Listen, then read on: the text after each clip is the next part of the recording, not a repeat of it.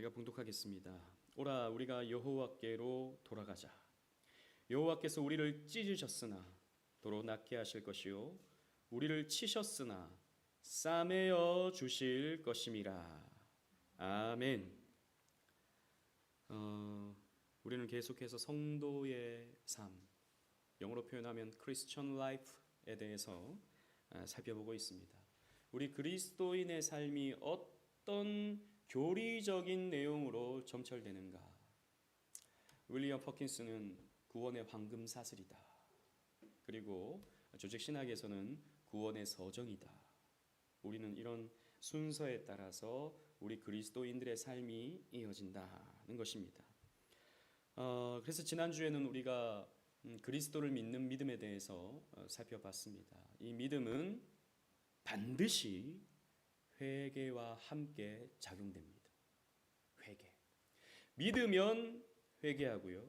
믿음으로써 회개를 우리는 열매 맺는다는 것입니다. 또 회개함으로써 우리의 믿음이 더욱 굳건해지는 것이죠. 그래서 믿음과 이 회개는 언제나 함께 가고 뗄래야 뗄 수 없는 주제입니다. 우리는 지난번 두 번의 설교를 통해서 죄에 대해서 이미 다루었습니다. 파괴된 하나님의 형상, 우리 두 번째 설교가 파괴된 하나님의 형상, 우리의 죄가 어디에서부터 시작되었는가 살펴봤고요.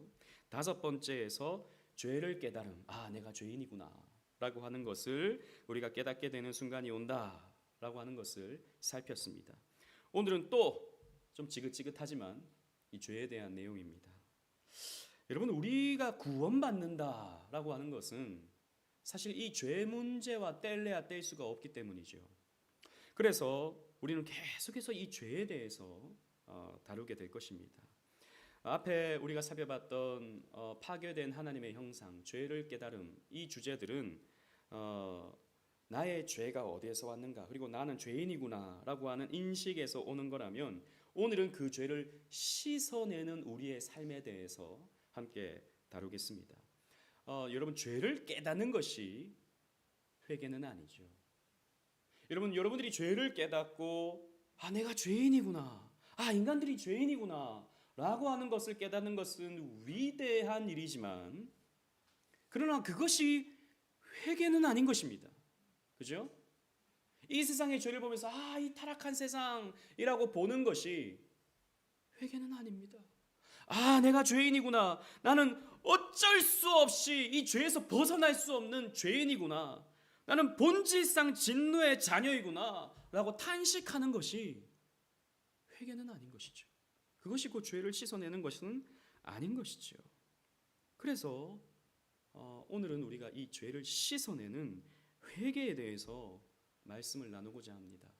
종교개혁자 칼빈은 기독교 강요에서 이렇게 말합니다. 회개에 대해서 이렇게 정의합니다. 잘 들어보십시오. 하나님에 대한 순전하고 진실한 경외함 때문에 진정으로 우리의 삶을 하나님께로 돌이키는 것이다. 이게 회개다라는 거예요. 참된 회개는 하나님에 대한 순전하고 진실한 경외함 때문에 진정으로 우리의 삶을 하나님께로 돌이키는 것이다. 회개는 우리의 육체와 옛사람을 죽임과 동시에 성령의 살리심을 받는 것이다 라고 칼빈 선생님은 말했습니다. 즉 쉽게 말하면 하나님을 너무 사랑해서, 여러분 이게 우리가 가지는 복음적 회개의 아주 중요한 대목입니다. 우리는 하나님이 나를 벌하실까 이게 두려워서 회개하는 게 아니고, 이건 율법적 회개예요. 하나님이 내가 계속 죄를 지으면 하나님 내 다리 몽댕이를 분질러 버리시는 게 아닌가, 이게 두려워서 회개하는 게 아니고, 하나님을 너무 사랑해서 하나님을 바라보는 우리의 마음이 경외함 때문에 하나님께로 돌이키는 것. 내 삶의 방향을, 죄와 육체의 옛사람을 버려버리고 하나님께로 돌이키는 것, 이것이 회개다 라고 칼빈 선생님은 말했습니다. 그래서 회개는 우리의 신앙의 첫 걸음이기도 해요. 그죠? 회개함으로 우리의 신앙의 여정이 이렇게 쭉 이어지는 것이죠. 하지만 또 동시에 일생 동안에 지속되는 것이 회개입니다. 여러분 회개하셨죠? 여러분 회개하셨잖아요. 근데 그것이 끝나는 게 아니고 우리는 날마다 회개하는 삶을 살아가야 된다. 이것이 우리가 그리스도인으로서의 구원받은 사람의 삶이다라는 것이죠.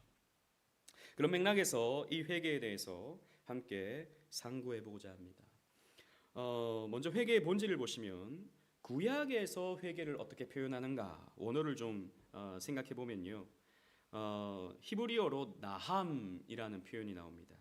이 말은 슬픔, 후회, 심리적인 단어예요. 심리적인 의미를 가진 단어입니다.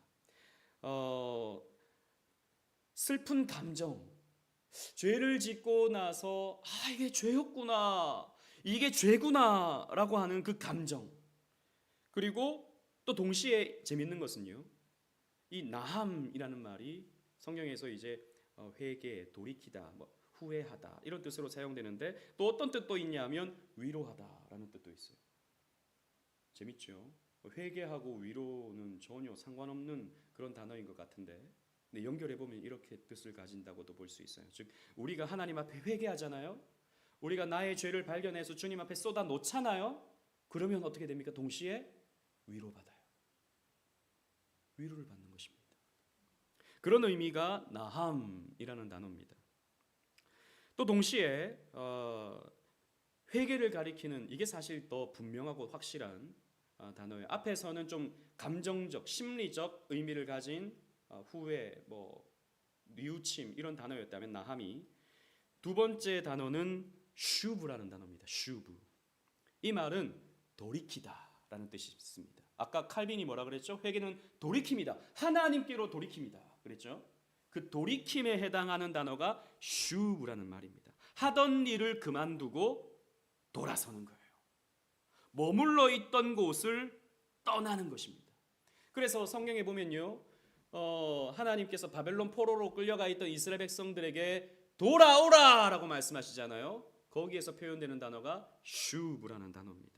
아까 우리가 읽었던 호세아 6장 1절에 여호와께로 돌아가자라고 하는 이 말이 슈브라는 단어입니다. 돌아가다, 돌이키다. 선지자들은 계속해서 이스라엘 백성들에게 영적이고 도덕적인 의미에서 하나님께로 돌이키는 참된 회개를 촉구했습니다. 그래서 구약 성경에 보면 이 참된 회개에 대해서 세 가지를 말해요. 어떤 것을 말하느냐? 첫째, 참된 회개란 하나님께 대한 신뢰를 새롭게 하는 것입니다. 그러니까 왜 돌이키는 이유가 뭐냐면 하나님을 신뢰하기 때문입니다. 옛날에는 그냥 이 세상이 좋아요, 이 세상이 나를 만족시켜 줄 것 같아요, 이 세상에서 성공하는 것이 내 미래이고 내 바람입니다. 그런데 하나님을 신뢰하니까 이 세상은 그저 허영의 시장이구나. 우리 철로의 역정의 표현대로 허영의 시장이구나, 헛된 것이구나 라는 것을 깨닫고 나는 이 세상을 신뢰하는 것이 아니라 하나님을 신뢰하겠다라고 하는 표현이 회개다라는 것이죠. 그래서 이사야 30장 15절에 보면 잠잠하고 신뢰하여야 힘을 얻을 것이오늘 이라는 표현이 나오거든요. 이사야가 회개를 말하면서, 회개를 선포하면서 잠잠하고 신뢰하여야 너희들은 힘을 얻는다 라고 말하고 있어요. 그래서 참된 회개는요, 하나님 신뢰하는 것입니다. 두 번째로 구약에서 말하는 이 회개는 어떤 의미냐? 잠잠히 신뢰하는 방식으로서, 앞에서 말한 그 잠잠히 신뢰하는 방식으로서 순종이에요. 하나님 앞에 순종하는 것이 회개다라는 거죠. 뉘우치는 것에서, 슬퍼하는 것에서 그치는 것이 아니라 순종하는 거예요. 하나님께로 돌아가는 거예요. 하나님이 명령하신 대로 사는 겁니다. 이게 바로 회개다라는 것이죠. 예레미야 선지자는 이 회개를 말하면서 순종의 정도가 바로 이 회개의 척도다. 얼마만큼 순종하느냐에 따라서 이 사람이 회개를 했냐 안 했냐, 이거 회개의 정도가 어느 정도냐를 알 수 있다는 것이죠. 예레미야 34장 15절에 보면 너희는 이제 돌이켜 회개하여 내 눈앞에 바른 일을 행하라, 순종하라 라고 예레미야 선지자는 외치는 것입니다. 그리고 셋째로 불경건을 떠나 언약의 길로 돌이키라라는 거예요. 불경건, 즉 하나님을 믿는, 하나님을 신뢰하는, 하나님 앞에 예배하는 것이 아닌 그저 나의 야망과 나의 성공과 내 뜻과 내 바램들, 이런 것에 몰두하던 내 삶에서 떠나서 하나님의 언약의 길로 돌이키는 거죠. 악한 길에서 돌이키는 겁니다. 다르게 말하면 짓던 죄에서 돌이키는 거예요. 여러분, 우리는 그냥 이 세상 속에서 함몰되어 살아가면서 하나님 영광 위에 살아가는 게 아니라 내 영광을 위해 살아갈 때가 너무나도 많죠. 사실 그 모든 것이 죄거든요. 그 모든 것이 죄거든요. 그 악한 길에서 떠나는 것입니다.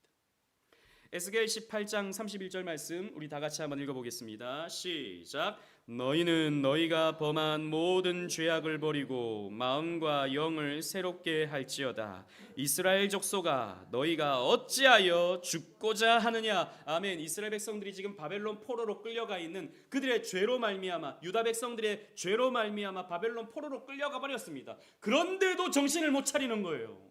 그래서 하나님이 에스겔 선지자를 보내어서 이렇게 말합니다. 너희의 죄악을 버리고 마음과 영을 새롭게 해라. 여기에 머물러 있으면 너희들은 죽는다. 심판받는다라는 거죠. 이 바벨론 포로로 그냥 끝이 난다라는 것이죠. 회개해야, 회개의 영을 받아야 너희들은 원래 예루살렘으로 돌아갈 수 있다라고 말씀하고 있는 거죠. 그래서 우리는 죄악을 버려야 됩니다. 여러분, 짓던 죄를 버려야 되는 거예요. 우리는 알게 모르게 많은 죄를 짓고 살아갑니다. 그 죄를 우리는 버려야 됩니다. 또 신약을 보십시다. 신약에서 회개는 주로 영어 표현이 repent죠. repent, 회개로 번역되어지는 헬라어 두 단어는 똑같아요. 마음을 바꾸다라는 뜻의 메타노에오라는 뜻이 있습니다. 메타노에오, 마음을 바꾸는 겁니다. 이건 실제로 마음을 완전히 돌이키는 거예요.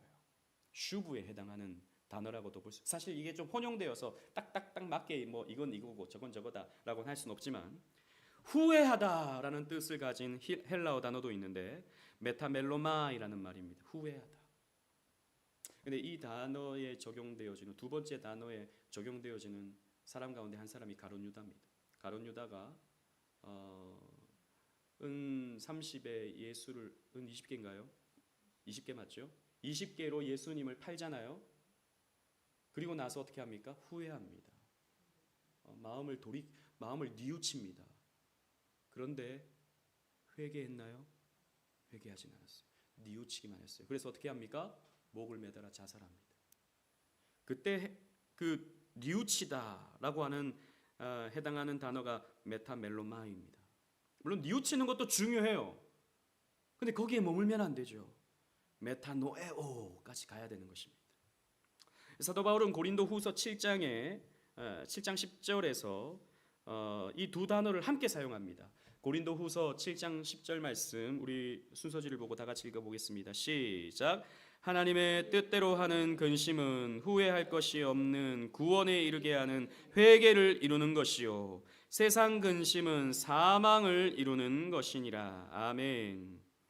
하나님의 뜻대로 하는 근심이 있다라는 거죠. 여러분, 우리 근심하죠. 근심에는 긍정적인 근심이 있고 부정적인 근심이 있어요. 우리가 하나님을 신뢰하지 못해서 하는 근심은 부정적인 근심인데, 긍정적, 우리가 해야 하는 근심이 있습니다. 하나님의 뜻대로 하는 근심은 뭐냐면 죄로 인한 근심이죠. 이 죄로 인한 근심은 후회할 것이 없는, 여기에 후회에 해당하는 헬라어가 뭐겠습니까? 한번 맞춰보세요. 여기 순서지에 있잖아요. 메타멜로마입니다. 여기에서 말하는 후회라는 말이 메타멜로마. 그리고 후회할 것이 없는 구원에 이르게 하는 회개를 이루는 것이요. 여기에 회개가 뭐겠습니까? 메타노에오가 되는 것이죠. 참된 회개는요, 정리하면 하나님께로 돌아가는 것입니다. 여러분들의 삶의 방향을 바꾸어서 하나님께로 돌아가는 것입니다. 나에서 하나님께로 돌아가는 거예요.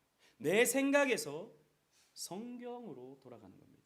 내 먹고 사는 내 삶의 바운더리에서 교회로 돌아가는 것입니다. 하나님 중심, 성경 중심, 교회 중심의 삶이 뭡니까? 회개입니다. 우리는 또 살면 흐트러지거든요. 회개는요, 먼 나라로 떠났다가 아버지께로 돌이켜 아버지께 안기고 평생 그와 더불어 사는 탕자의 자세가 회개다라는 것이죠. 그래서 그리스도인의 삶은 회개로 시작해서 회개로 이어집니다. 늘 우리는 죄로 기울어지니까 또 다시 돌아오고 그래서 회개로 인생을 마감하는 거예요. 이 회개의 요소를 보십시다. 우리 웨스트민스터 소요리 문답 생명에 이르는 회개란 무엇인가에 대한 질문에 대해서 다음과 같이 웨스트민스터 소요리 문답은 답하고 있습니다. 순서지에는 없어요. 그냥 제가 읽어드릴게요. 제가 요거 자막에 넣는다는 걸 또 빠뜨려 버렸어요. 잘 들어보십시오.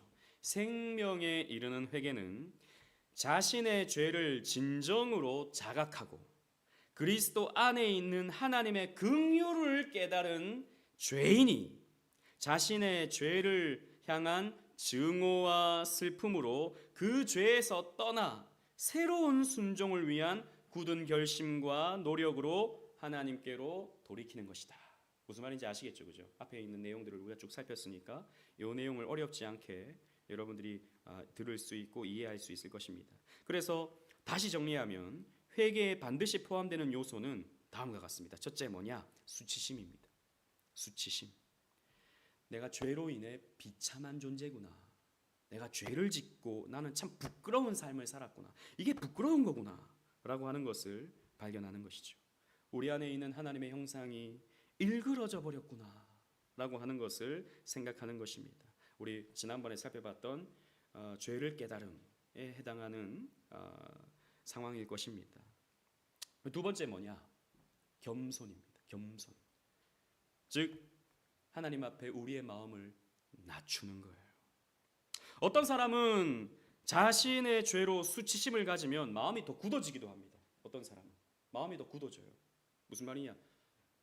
뭐 이 정도는 남들도 다 하는 거 아니야? 이런 식으로 생각하는 거죠. 죄를 발견하고 더 마음이 굳어집니다. 자신을 정당화합니다. 자신을 방어합니다. 하지만 하나님께서 주시는 회개의 마음은 모든 변명의 입술을 닫는 거예요. 나는 할 말이 없습니다. 하나님, 나는 죄인입니다. 라고 하나님 앞에 겸비하여 엎드려지는 것이죠. 로마서 3장 19절의 말씀 보면 모든 입을 닫게 하신다 라고 했거든요. 우린 핑계를 대서는 안 됩니다. 그리고 세 번째로 뭐냐? 슬픔과 회한입니다.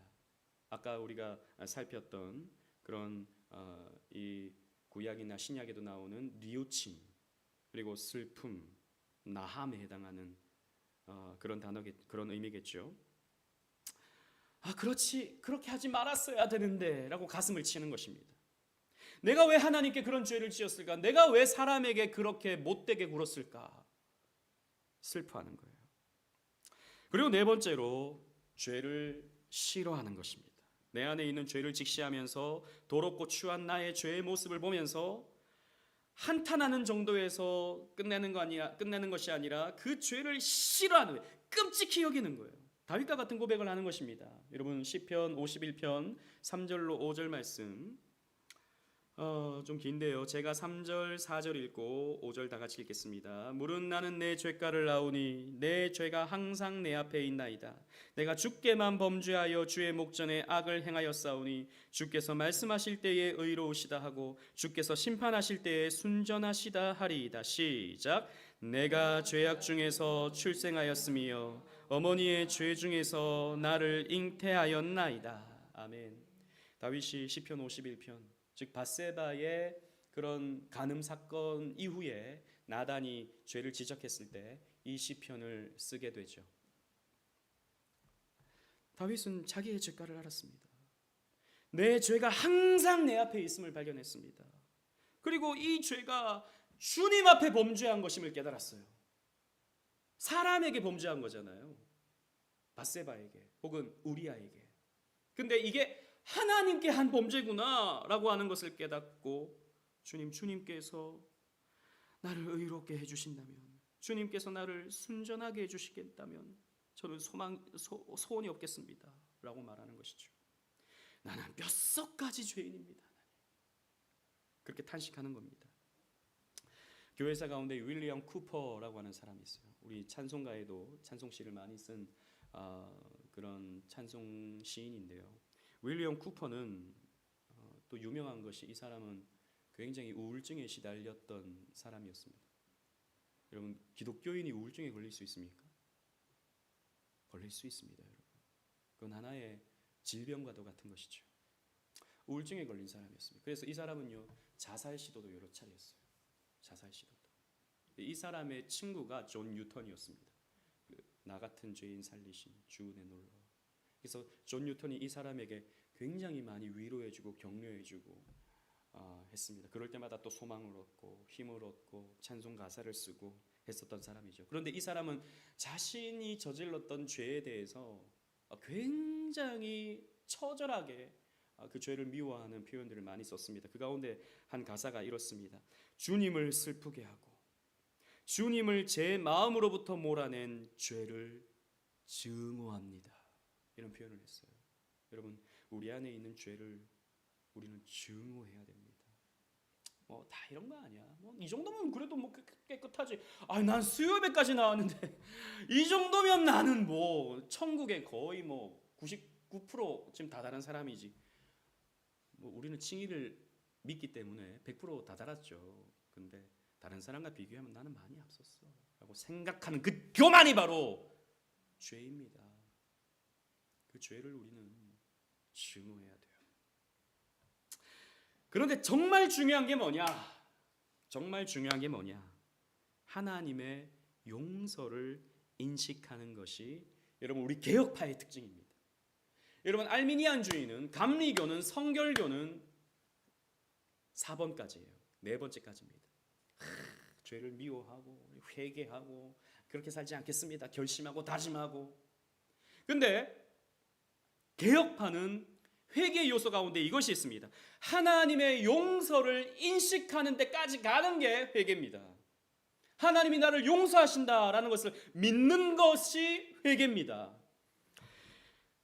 소유리문답에서 밝혔듯이 소유리문답의 회개 요소 가운데 이걸 언급하고 있습니다. 하나님의 긍휼을 깨달았기 때문에 우리는 회개하는 거예요. 하나님의 용서, 하나님의 은혜를 깨달았기 때문에 우리는 회개하는 것입니다. 칼빈이 말했던 것처럼. 그래서 하나님의 은혜는 우리의 두려움을 잠재우고 진정한 두려움을 갖게 합니다. 제가 자주 말씀드리지만, 다시 말씀드리지만, 율법적인 회개는 내가 벌 받을까봐, 내가 심판받을까봐 무서워서 하나님 살려주세요, 하나님 나 벌 주지 마세요, 하나님께로 돌이킵니다 라고 하는 것이 율법적 회개라면, 복음적 회개는 하나님을 사랑해서 내가 하나님의 마음을 아프게 한 것, 내 죄가 하나님의 마음을 아프게 하기 때문에 하나님, 나 이 죄를 더 이상 짓지 않겠습니다, 하나님께로 돌아갑니다 라고 하게 되는 회개가 복음적 회개예요. 하나님의 긍휼을 깨달았기 때문이죠. 시편 130편에는 이런 하나님의 베푸시는 사제의 은총에 대한 묘사를 우리는 확인할 수 있습니다. 시편 130편 4절 5절, 제가 4절을 읽고 5절 다 같이 읽겠습니다. 그러나 사유하심이, 이 용서하심이 주께 있음은 주를 경외하게 하심이니이다. 시작. 나 곧 내 영혼은 여호와를 기다리며 나는 주의 말씀을 바라는도다. 아멘. 보세요. 용서하심이 하나님께 있기 때문에, 나를 생각하심이 하나님께 있기 때문에 내가 주를 경외합니다. 다르게 말하면 내가 주께 회개합니다 라는 거예요. 그래서 우리는 우리의 죄에서 고개를 돌려 하나님의 얼굴을 바라보고 하나님의 사죄의 은총을 발견할 때 우리는 진정한 회개를 시작할 수 있게 되는 것입니다. 하나님께 있는 용서와 은혜를 보아야만 우리는 회개하고 하나님과의 사귐과 임재 속에 들어가는 거예요. 하나님을 사랑해서 하나님께로 갑니다 여야지. 하나님 벌 줄까 봐 무서워서 갈게요. 때리지 마세요. 그럼 하나님께서 이거를 원하시겠습니까? 원하지 않죠. 그래서 신약 성경에서 회개를 그리스도로 말미암아 우리에게 주어지는 복음의 선물로 제시해 주고 있는 것입니다. 로마서 2장 4절 말씀도 우리 함께 읽어보겠습니다. 시작. 혹 내가 하나님의 인자하심이 너를 인도하여 회개하게 하심을 알지 못하여 그의 인자하심과 용납하심과 길이 참으심이 풍성함을 멸시하느냐. 보십시오.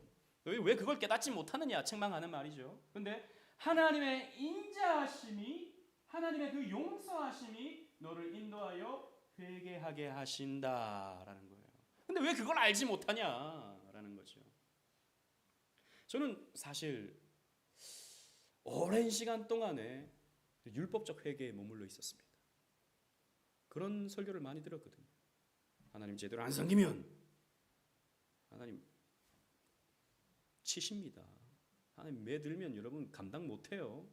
교만하게 빳빳하게 이렇게 살면 하나님이 꺾어버립니다 인생을. 이렇게 저 설교 많이 들었거든요. 똑바로 하라고 신앙생활. 그것도 필요해요 한편, 그죠? 성경에 그런 하나님의 어떤 진노하심 이런 표현들이 있기 때문에. 그러나 여러분 성경의 진정한 가르침은 복음을 맛봐야 진짜 회개를 할 수 있는 거예요. 그 율법적 회개는 결국에는 율법주의를 낳습니다. 내가 복받기 위해서 혹은 벌을 피하기 위해서 율법주의로 들어가게 되죠. 저는 꽤나 저는 율법주의적인 삶을 살았고 지금도 어느 정도는 율법주의적입니다. 그런 부분에서. 하지만 우리는 복음으로 나가야 되는 것이죠. 그래서 회개의 표징이 우리에게 있어져야 되는데, 표징이 있어져야 되는데 앞에서 말씀드린 것처럼 우리는 회개함에 있어서 그저 깊은 회한이나 죄책감에 머물러 있어서는 안 됩니다. 우리는 회개의 열매, 회개의 표징들이 우리에게 나타나야 됩니다. 에베소서 5장 8절 말씀부터 10절까지는 그 회개의 열매가 무엇인가를 밝혀주고 있어요. 우리 다 같이 한번 읽어보겠습니다. 제가 8절 읽고 9절 10절 다 같이 읽겠습니다. 너희가 전에는 어둠이더니 이제는 주 안에서 빛이라. 빛의 자녀들처럼 행하라. 시작. 빛의 열매는 모든 착함과 의로움과 진실함에 있느니라. 주를 기쁘시게 할 것이 무엇인가 시험하여 보라. 아멘. 자 보세요. 어둠에 살던 사람들이 이제는 방향을 바꾸어 빛에 머물러 살아갑니다. 그래서 우리가 무슨 자녀라고요? 빛의 자녀. 다르게 표현하면 하나님이 빛이시기 때문에 우리는 하나님의 자녀다라는 거죠. 그러면 우리는 하나님 자녀의 합당한 삶을 살아내야 되는 거예요. 빛의 자녀로서의 삶을 살아내는 거야 됩니다. 그래서 우리의 열매가 뭐냐? 첫째로 착함입니다. 여러분 옆에 있는 분 한번 보세요. 몇 명 안 되니까 한번 보세요. 좀 착합니까? 엄청 착합니다. 여기 있는 분들 제가 봤을 때 엄청 착해요. 근데 여기에서 말하는 착함은 그저 좀 친절하고 착하고 그런 말이 아닙니다. 여기서 말하는 것은요, 아가도스입니다. 아가도스, 선함, 굿. 이 아가도스는요, 성경에서 누구의 성품이냐면 하나님의 성품이에요. 즉 우리는요, 하나님의 성품을 가지고 있어야 돼요. 하나님의 성품. 그 가운데 하나가 이 선함인 것이죠. 우리는 선함의 모습들이 나타나야 되는 거예요. 표독스러운 모습이 우리에게 있어서는 안 됩니다. 좀 너그러워야 돼요. 회개한 자는요, 내가 하나님께 용서받았기 때문에 다른 사람도 어떻게 할 수 있습니까? 용서할 수 있어요. 너그럽게요. 저는 회개하는 사람의 모습에 가장 중요한 표징이 바로 이 선함, 너그러움이라고 생각합니다. 너그러운 사람이 되십시오. 두 번째로 무엇입니까? 의로움입니다. 의로움. 이 말은 헬라어를 보니까 디카이오스네, 의. 즉 우리에게 나타나는 모습이 의다라는 거죠. 근데 이게 여러분 또 오해하지 마세요. 우리는 항상 의로움, 바늘로 찔러도 피 한 방울 안 나오는 그런 의로움이 아니고, 이것도 역시 하나님께서 우리에게 주시는 칭의적 의로움이죠. 칭의적 의로움. 이게 뭐냐? 나는 구원받았다라고 하는 확신입니다. 그죠? 난 하나님 앞에서 의롭다 칭함을 받은 자다라고 하는 자신감입니다. 죄가 나를 무너뜨린다 하더라도 나는 또 일어날 수 있다라고 하는 자신감입니다. 시험이 찾아왔을 때 내가 또 무슨 죄를 지어서 이런 시험이 찾아왔나, 이런 어려움이 찾아왔나 골몰하는 것이 아니라 나는 또 이겨낸다라고 하는 자신감입니다. 구원의 확신, 믿음의 담대함, 이런 것이 여러분 디카이오스네, 의로움입니다. 여러분들에게는 이런 담대함이 있어야 돼요.